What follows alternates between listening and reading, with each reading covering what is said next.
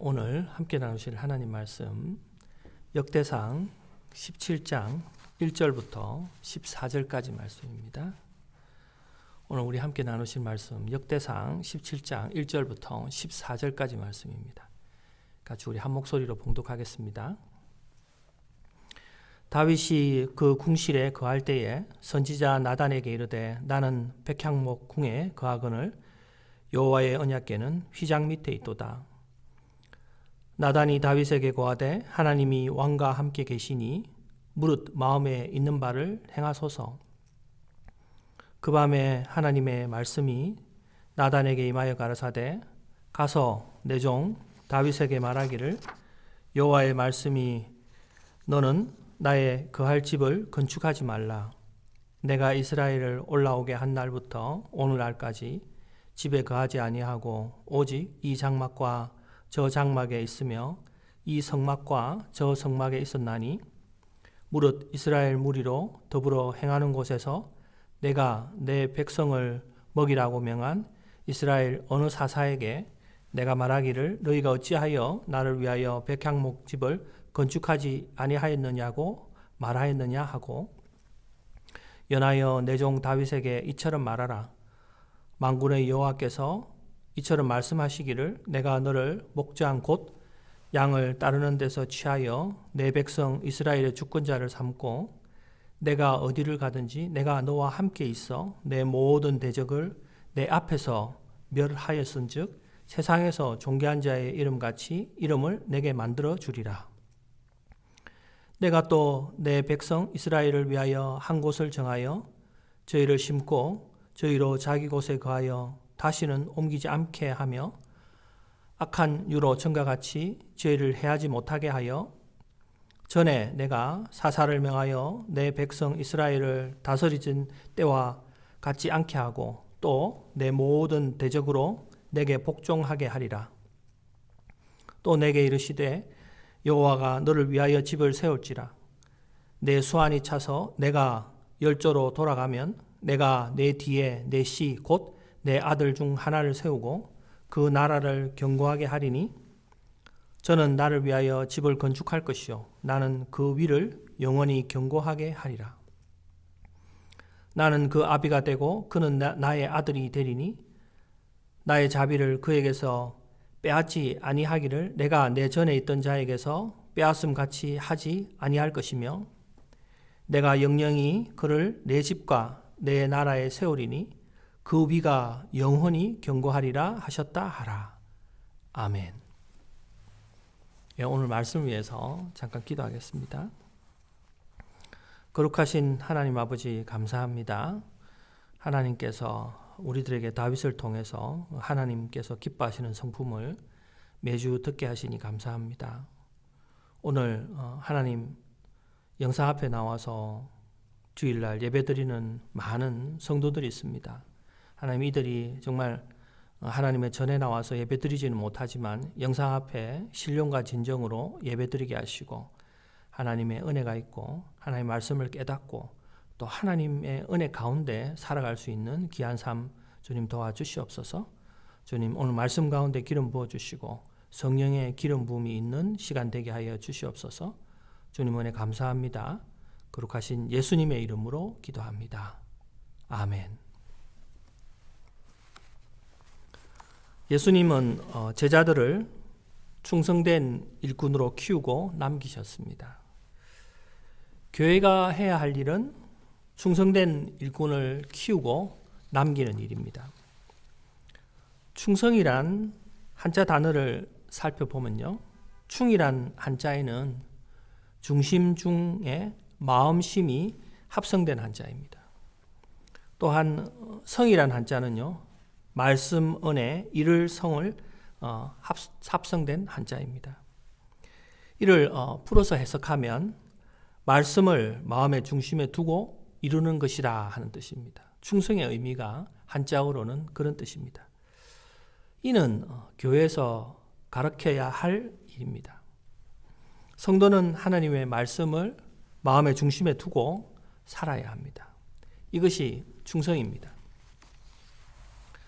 또한 국어사전에 충성이란 단어를 검색해 보면요, 진정으로 우러나오는 정성이라고 정의하고 있습니다. 다윗은 하나님께 진정으로 우러나오는 정성을 다했습니다. 오늘 본문에서 다윗이 궁전에서 하나님의 언약궤를 생각합니다. 자신은 화려한 백향목 궁에 평안히 거하는 반면에 하나님의 언약궤는 초라한 장막에 안치된 것을 가슴 아프게 여깁니다. 다윗은 진정으로 하나님께 정성을 다하고 싶은 마음을 가지고 있었습니다. 그래서 하나님의 성전을 건축할 계획을 세웁니다. 그리고 나단에게 자신의 결심한 바를 말합니다. 1절입니다.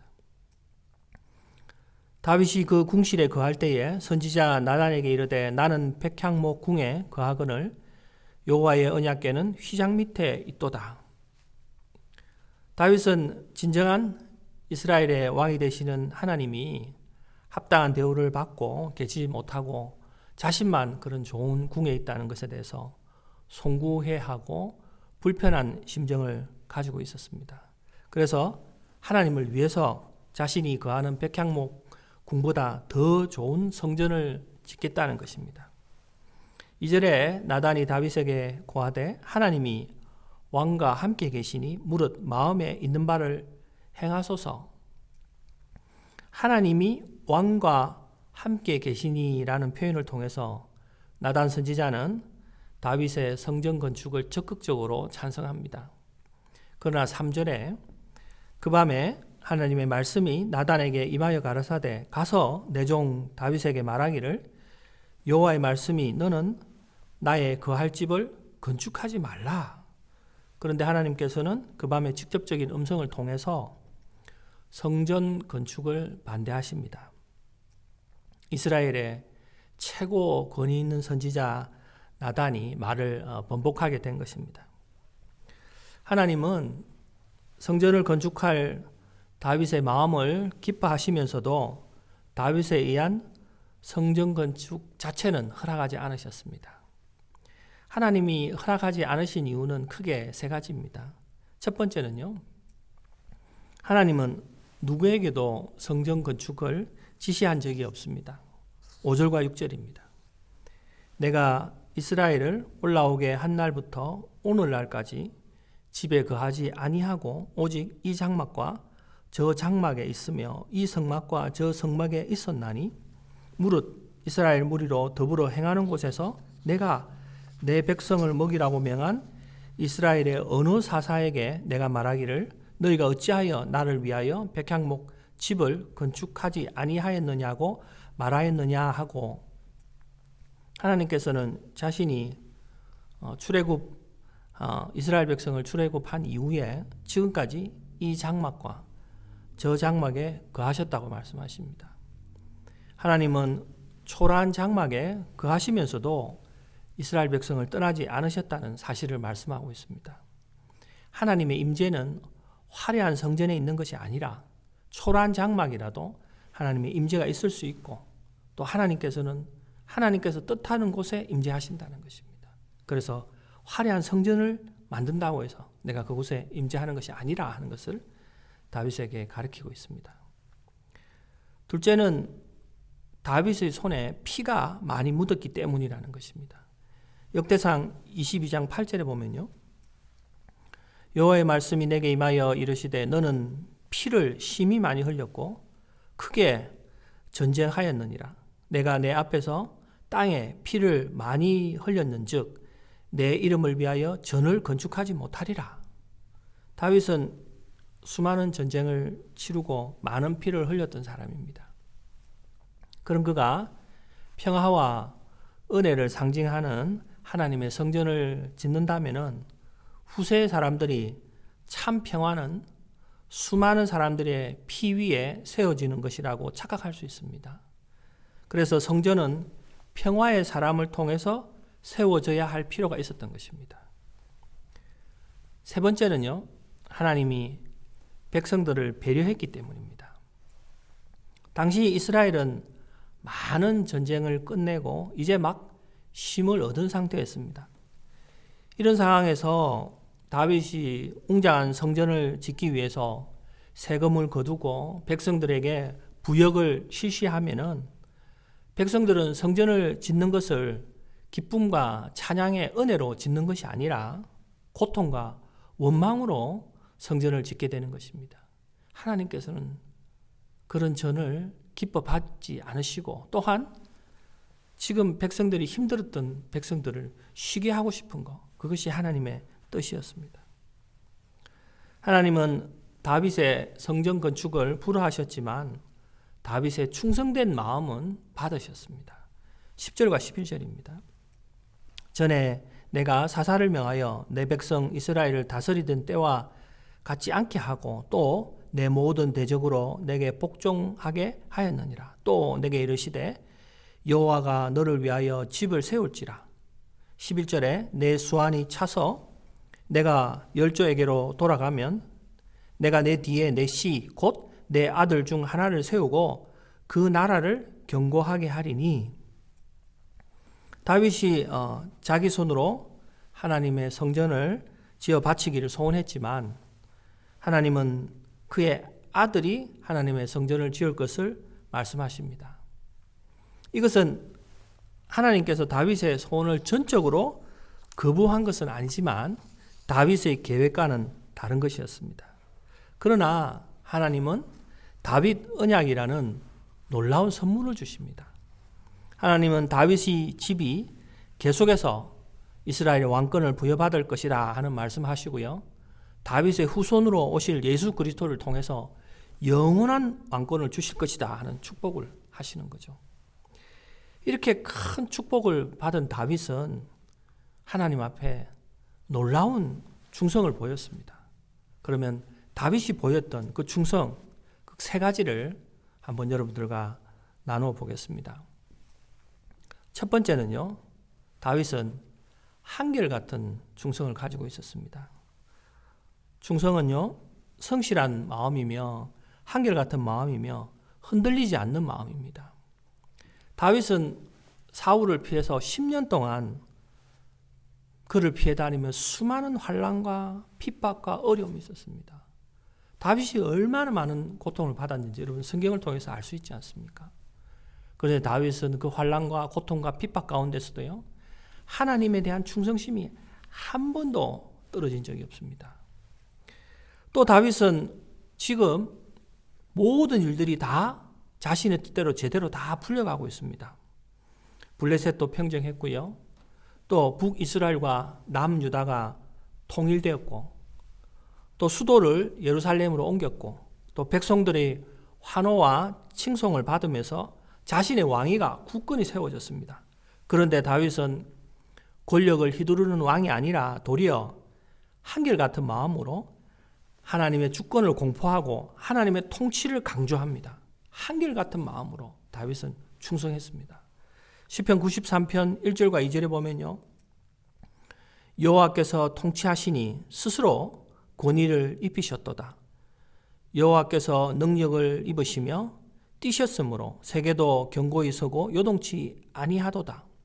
주의 보좌는 예로부터 견고히 있었으며 주는 영원부터 계셨나이다. 다윗은 한결같은 충성으로 하나님의 통치하심을 강조하고 하나님의 통치하심을 바라고 있습니다. 우리가 힘들 때에는요, 하나님 앞에 충성하고 매달리지만 모든 것이 잘 될 때는 한결같은 마음으로 충성하기가 쉽지가 않습니다. 그러나 다윗은 한결같은 마음으로 하나님 앞에 충성된 성품, 그것을 보여주었습니다. 두 번째는요, 다윗은 자신의 위치를 아는 그런 충성을 가지고 있었습니다. 다윗은 목동으로 아버지의 양떼를 돌보며 최선을 다했습니다. 사무엘상 17장 34절과 35절에 보면요, 다윗이 사울에게 고하되 주의 종이 아비의 양을 지킬 때에 사자나 곰이 와서 양떼에게 새끼를 움키면 내가 따라가서 그것을 치고 그 입에서 새끼를 건져내었고 그것이 일어나 나를 해하고자 하면 내가 그 수염을 잡고 그것을 쳐 죽였나이다. 다윗은 아버지의 양떼를 맡았을 때요, 최선을 다해서 그 양을 지켰습니다. 그리고 그것을 돌봤습니다. 자신의 위치에서 최선을 다하는 충성을 보였습니다. 크고 작은 것을 따지지 않고 자신에게 맡겨진 것에 대해서 최선을 다하는 충성입니다. 성경에 대표적으로 충성된 인물을 꼽으라고 그러면요, 요셉을 말할 수 있습니다. 요셉은요, 자신의 환경에 비관하지 않고 항상 최선을 다했습니다. 보디발의 집에서도 충성된 모습으로 가정총무를 맡아 자기의 위치를 지켰습니다. 또한 보디발의 아내의 모함으로 감옥에 갇혔을 때에도요, 간수장이 재반 사무를 다 요셉에게 맡겼습니다. 요셉은 하나님의 도우심으로 바로를 섬기는 애굽의 총리가 되었습니다. 그는 바로의 자리를 결코 탐내지 않았습니다. 철저하게 자기 위치를 알았고 끝까지 자기 위치를 지켰습니다. 다윗도 마찬가지입니다. 다윗은 목동의 위치에 있을 때, 군대 장관의 위치에 있을 때, 이스라엘의 왕의 위치에 있을 때 자신의 위치에 따라서 최선을 다하고 충성된 마음을 가지고 있었습니다. 그것이 다윗이 가지고 있는 두 번째 충성입니다. 세 번째 다윗의 충성은요, 맡겨진 일에 충성합니다. 오늘 다윗은 하나님을 위해 성전을 짓고 싶었습니다. 그토록 많은 것을 주신 하나님께 성전을 드리기로 마음을 먹었습니다. 그런데 나단은 하나님의 말씀을 전하면서 성전을 건축하지 말라고 합니다. 지금 다윗은 전성기에 있습니다. 건강한 신체를 가지고 있고 정말 수많은 시련을 통해서 엄청나게 성숙되었고요. 백성의 신뢰를 한 몸에 받고 있는 다윗은요, 자신의 업적을 위해서 하나님의 큰 일을 한다고 생각하고 성전 짓는 것을 강행할 수 있습니다. 그러나 다윗은 자신에게 맡겨지지 않는 성전 건축을 철회합니다. 다윗은 하나님이 약속한 대로 자기 아들이 그 일을 할 것을 믿고 성전 건축에 필요한 재료를 준비해서 아들에게 넘깁니다. 그리고 자신은 하나님이 맡기신 일에 충성을 다합니다. 히브리서를 보면요, 예수님의 충성에 대해서 증가하고 있습니다. 그때 예수님의 충성은 자신에게 맡겨진 것에 대한 충성이었습니다.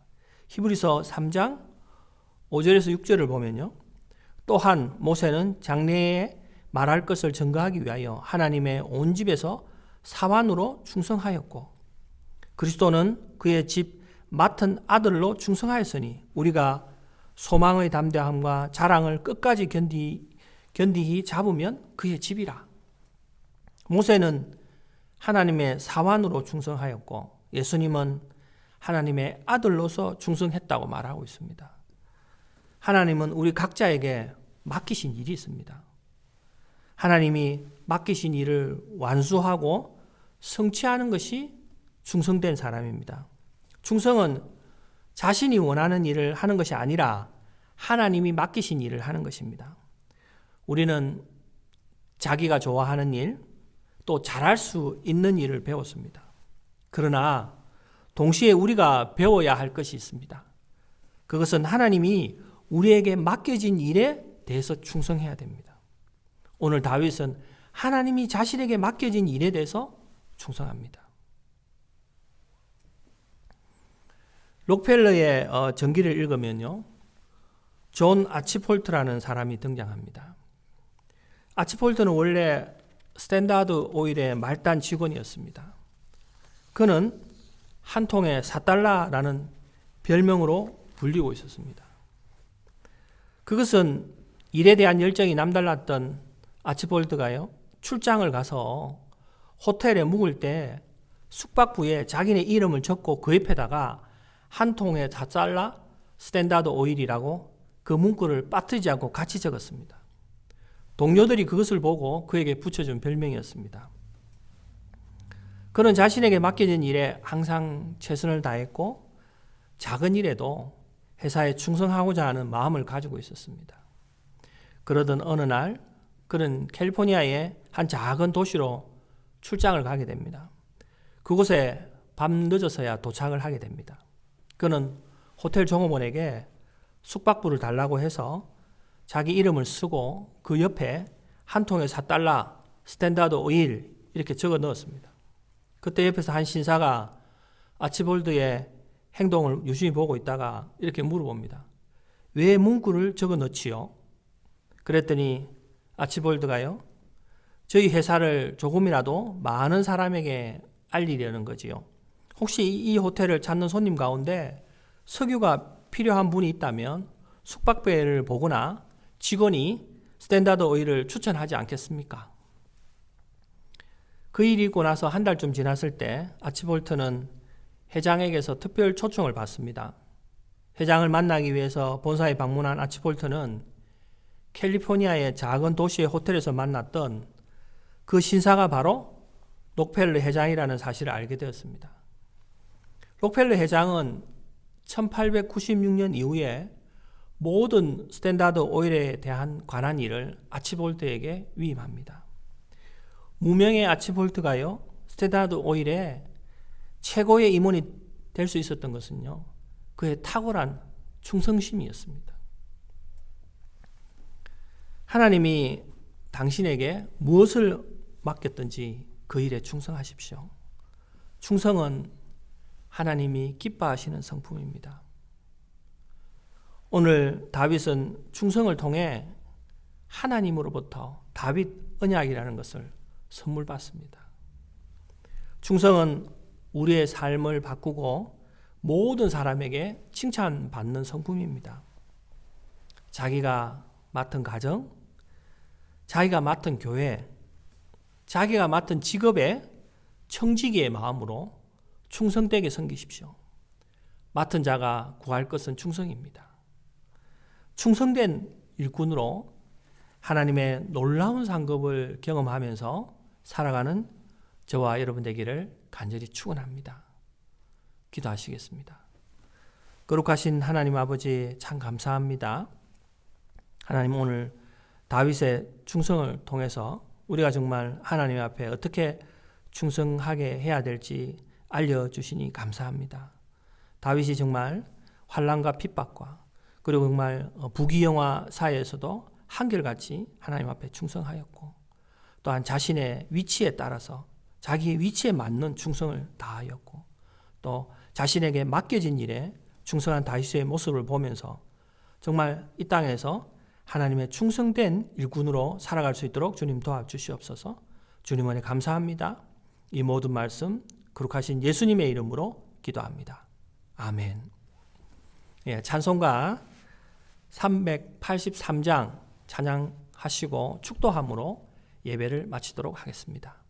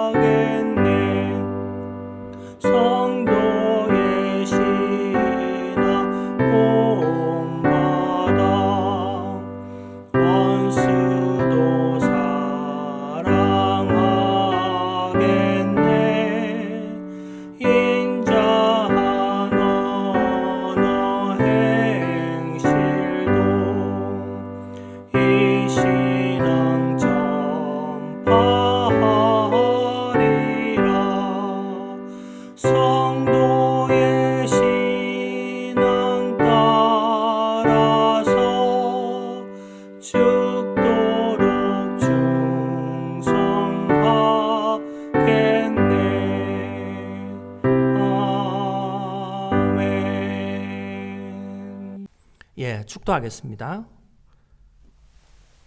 지금은 길이요 진리요 생명 되신 예수 그리스도의 크신 은혜와 세상을 이처럼 사랑하사 독생자를 내어주신 하나님 아버지의 만극하신 사랑과 성령의 감화 감동 새롭게 하심이 오늘 다윗의 충성된 성품을 가지기를 원하는 영상 앞에 있는 예배 드리는 모든 자에게 이제부터 영원까지 함께하기를 예수님의 이름으로 간절히 축원합니다.